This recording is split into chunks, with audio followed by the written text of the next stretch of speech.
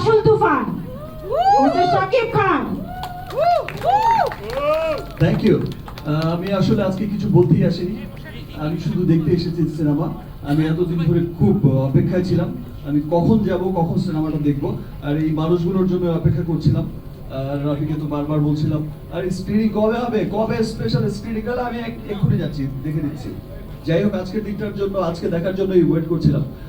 সবাইকে অনেক অনেক ধন্যবাদ। স্পেশালি আমি ধন্যবাদ জানাচ্ছি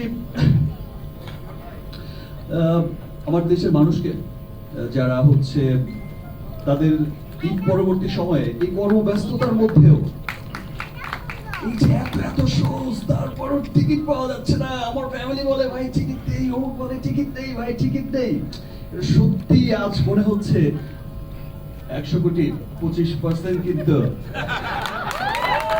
এখনো বাকি রয়ে গেছে ইন্ডিয়া।